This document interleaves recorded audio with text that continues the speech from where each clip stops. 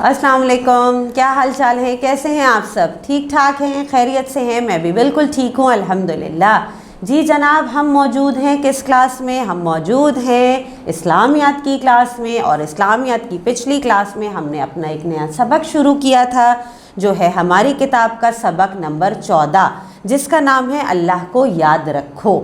ये सबक मैंने आपको पढ़ के सुनाया था।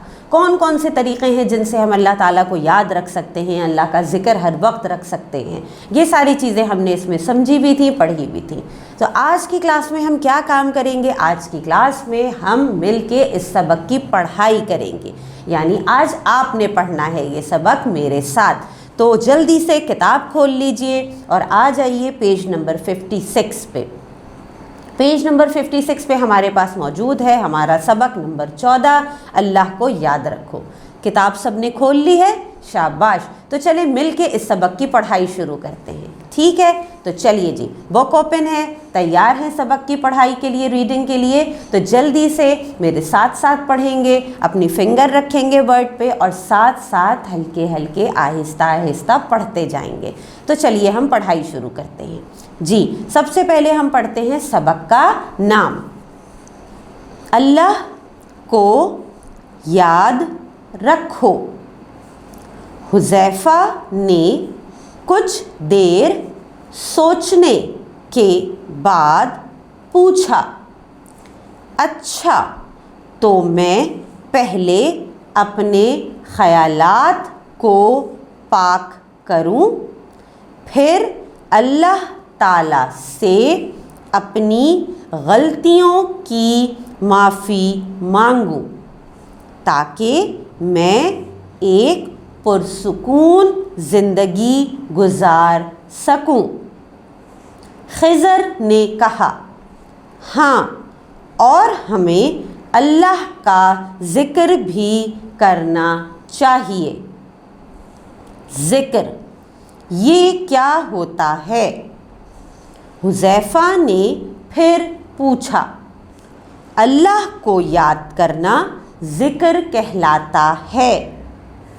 अल्लाह ताला और इसके प्यारे नबी सल्लल्लाहु अलैहि वसल्लम ने हमें अल्लाह को याद करने के बहुत से तरीक़े बताए हैं, और उनमें से सबसे अफजल और अच्छा तरीक़ा ये कहना है, ला इलाहा इल्लल्लाह।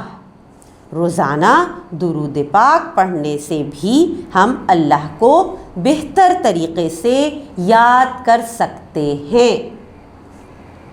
हुज़ैफ़ा थोड़ा सा परेशान दिखाई दिया।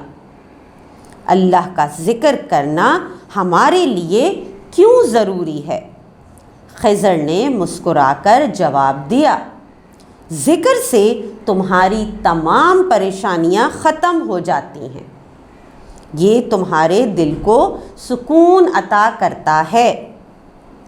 अल्लाह के ज़िक्र से तुम सुकून पाते हो। तुम अल्लाह का ज़िक्र करोगे तो तुम्हें कभी गुस्सा नहीं आएगा। लोग अल्लाह का ज़िक्र करने वालों की सोहबत में बैठना पसंद करते हैं। अल्लाह ताला भी उनसे राज़ी होगा। जब तुम दुनिया में अल्लाह का ज़िक्र करते रहो तो आसमानों में अल्लाह तुम्हारा ज़िक्र फ़रिश्तों से करता है। हुज़ैफ़ा की खुशी का कोई ठिकाना नहीं रहा। ज़बरदस्त, मैं चाहता हूँ कि अल्लाह ताला मुझे याद रखे और मेरा ज़िक्र फ़रिश्तों से करे। मैं ज़िक्र की आदत डालूँगा और रोज़ाना ला इलाहा इल्लल्लाह और दुरूद पाक पढ़ा करूँगा। क्या मुझे आप ज़िक्र के और तरीक़े बताएंगे? क्यों नहीं मेरे दोस्त। नबी करीम सल्लल्लाहु अलैहि वसल्लम ने हमें पढ़ने के लिए बताया है। सुबहान अल्लाहि व बिहम्दिही सुबहान अल्लाहिल अज़ीम। अल्लाह ही सबसे अच्छा और ताकत वाला है, लिहाजा ہم صرف اس کی ہی تعریف کرتے ہیں اور اللہ ہی سب سے بڑا ہے۔ اب بچوں آ جائیے پیج نمبر 57 پہ، یہاں پڑھتے ہیں مل کے۔ ایک حیرت انگیز ذکر۔ حذیفہ بہت خوش تھا۔ واہ، ذکر تو بہت ہی اچھی چیز ہے، مجھے اللہ کے ذکر میں مزہ آئے گا۔ خضر بھی حذیفہ کو خوش دیکھ کر خوش ہو گئے۔ وہ کچھ سوچ کر حذیفہ کے اور قریب ہو گئے اور بولے، کیوں نہ میں تمہیں ایسا ذکر بتا دوں جس کو تمہارا پورا جسم کرے۔ حذیفہ نے حیرانی سے پوچھا، ایسا کیسے ہو سکتا ہے؟ خضر نے جواب دیا، ایسا ہو سکتا ہے، نماز میں تمہارا پورا جسم اللہ کا ذکر کرتا ہے، تمہاری زبان، تمہاری انگلیاں، تمہارا سر، تمہارے پاؤں سب اللہ کا ذکر کر رہے ہوتے ہیں۔ اس کے علاوہ تمہارا پیٹ اور تمہارا دل بھی اللہ کے ذکر میں مصروف ہوتا ہے۔ جسم کا ہر حصہ نماز میں اپنے گناہوں کی توبہ کر رہا ہوتا ہے۔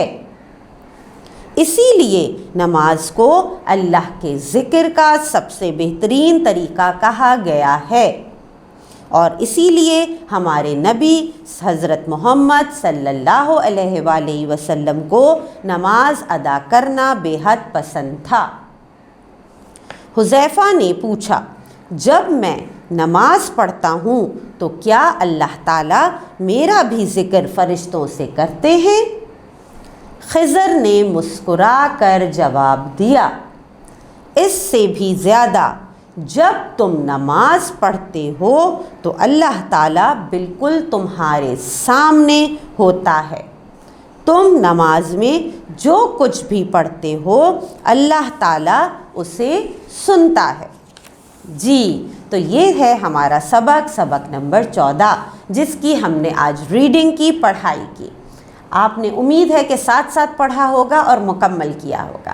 اب یہ کام کیجئے گا کہ ریڈنگ کرتے ہوئے ایک وائس ریکارڈنگ بنائیے گا اور وہ وائس ریکارڈنگ اپنی ٹیچر کو سینڈ کر دیجئے گا، ٹھیک ہے؟ تو آپ یہ وائس ریکارڈنگ بھیجیے اپنی ٹیچر کو، اور میں ملتی ہوں انشاءاللہ آپ سے اگلی کلاس میں۔ اللہ حافظ۔